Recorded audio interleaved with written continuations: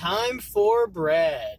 Today's loaf comes to us by way of the Irish writer John Toland, and he says the following: "The sun is my father, the earth my mother, the world is my country, and humankind is my family." The sun is my father, the earth is my mother, the world is my country, and God damn it, you are my brothers and sisters, my fellow human beings. Now that is, in a nutshell, the pantheist creed. John Toland is responsible for coining the word pantheism in the year 1705.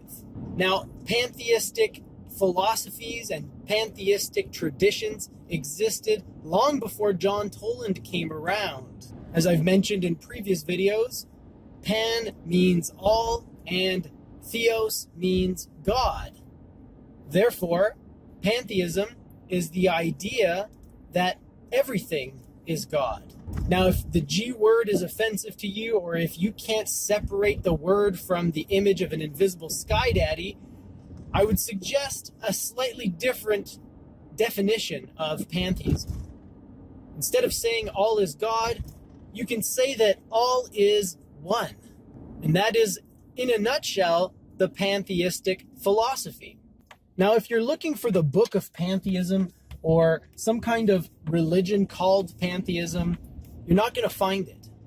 And that's because pantheism is a thread that runs in the core of many different spiritual and philosophical traditions. I first discovered pantheism through the meditations of Marcus Aurelius. And soon after that, I read a book called the Tao Te Ching, which was written by a semi-mythical sage by the name of Lao Tzu.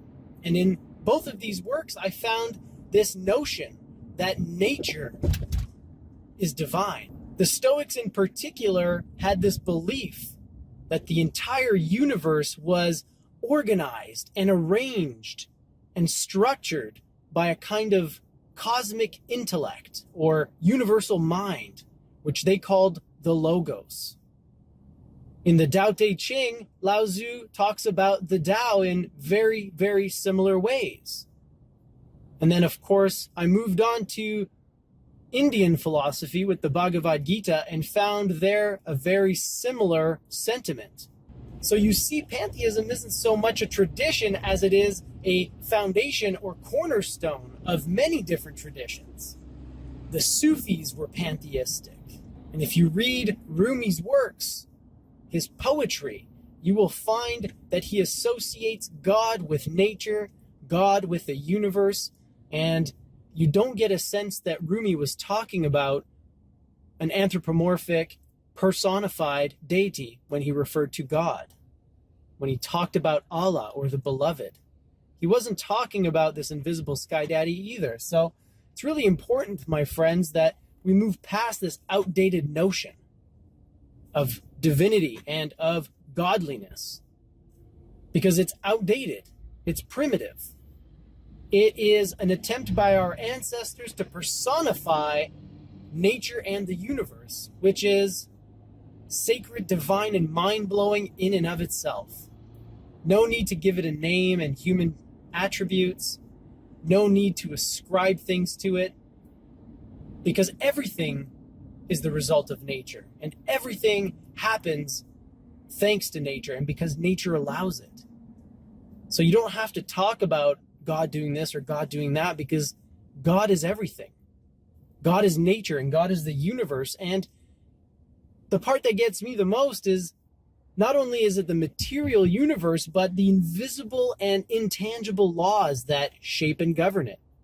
And this is why I'm so attracted to the idea of the Logos, and why my own personal concept of a higher power is pretty much bang on the money insofar as the Stoics are concerned. Because to me, I see great design and great intelligence and great elegance in the universe and in the natural world and in the human world, which is natural in and of itself. So I don't need a sky daddy.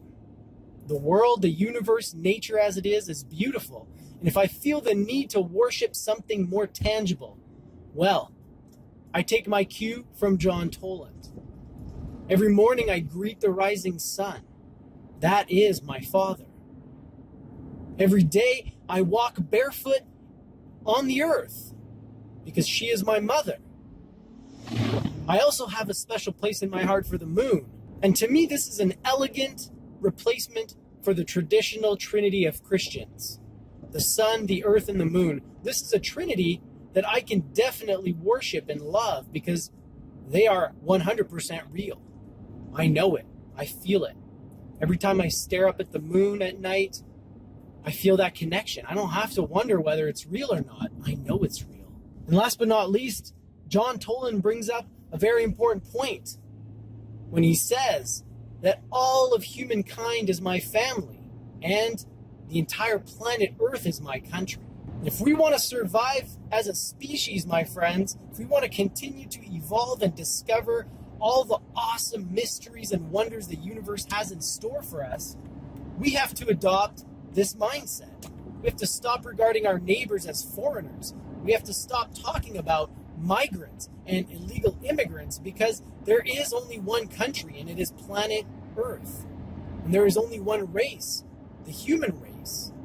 And as soon as we get that through our thick fucking skulls, the sooner we can move past this very tumultuous period in our history and move on to things that are beyond our own imagination, things we can't even conceive of.